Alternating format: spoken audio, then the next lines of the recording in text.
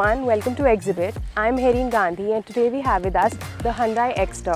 This is Hyundai's first entry-level micro SUV. This is going to be positioned right below the Venue, which is currently its entry-level SUV. Now let's talk about the front of the car. As you can see, it's got these signature HDRLs. It's got these projector headlamps. It has a gloss black parametric grille right here. It has the Exter badging sitting right above it. It has also got this very sporty skid plate. Now that's about the front. It's looking like a very modern SUV. So as you can see on the side, it's got these diamond cut 15-inch alloy wheels. They're housed in these blacked out wheel arches. Now if you come to the side ahead, it's got this skid plate that looks, gives it like an SUV stance. And gloss black seems to be the theme of the car. Since you can see at the roof rail, it's completely gloss black. Now let's come to the back of the car. So below it's got the diffuser and the reflector right here. And it's got a very boxy look at the back, unlike the front. Overall, it does keep the SUV stance going. Now let's check out the boot space. It's got 391 litres to be exact, which is the maximum in its segment. Talking about practicality, it's got a light right here for night time. It also has a 14-inch spare tire right below this. And now let's check out the rear seats. Okay, now talking about the space for the rear passengers, it's got an impressive headroom because of the boxy finish of the car. It's the longest wheelbase in its segment, so a lot of leg space available right here. It's quite comfortable. It's got AC vents right here. Although it misses out on head support for the third passenger, it doesn't have hand support as well. But it should be comfortable for two people at the rear for sure. Now let's move to the front seat. So coming to the front, it has a lot of similarities with the Nios and the Aura. It's a mix of olive green and black all over. That's the theme of the car. You can see olive green stitching at the steering wheel. The circular AC vents, they're also olive green. It's got semi-leatherite seats, also got olive green accents all over. Even the dials are olive green. So it's a mixture of the two colors. It's got this textured dashboard, and it's got metal pedals right here.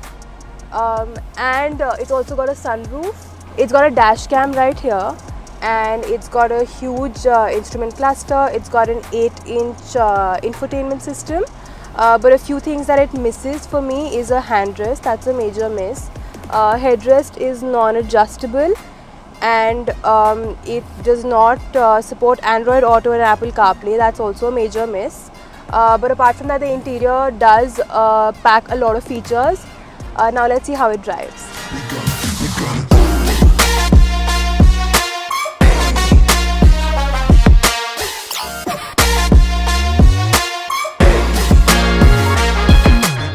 Now talking about the drive, it's very comfortable to drive. The steering wheel feels slightly heavier than the Nios, which is a good thing on higher speeds. I feel more confident. It handles the potholes very well. Powering the Exter is a 1.2-litre naturally aspirated petrol engine that does its duty with some other Hyundai cars too, such as the Grand i10 Nios and Aura.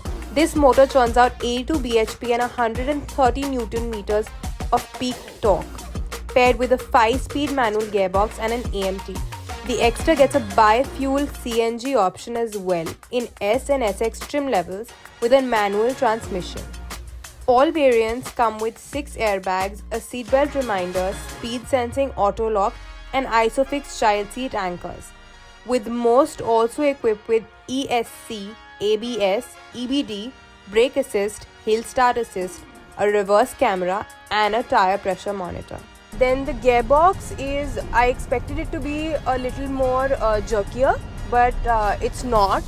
It's quite comfortable. Only if you push the car a little bit, only then you'll feel it to be a little sluggish or noisy. Also, the cruise control is very comfortable for the highways.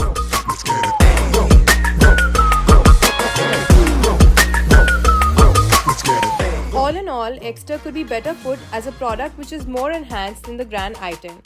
Drivability experience would be appreciated significantly as the gear shifts are smooth and non-laggy. Suspension feels sturdy and so is the steering feedback. stretching budget would not disappoint you unless you were reserved for the exterior design. But in terms of overall package, it's typical Hyundai with more features, safety, and with better overall driving experience.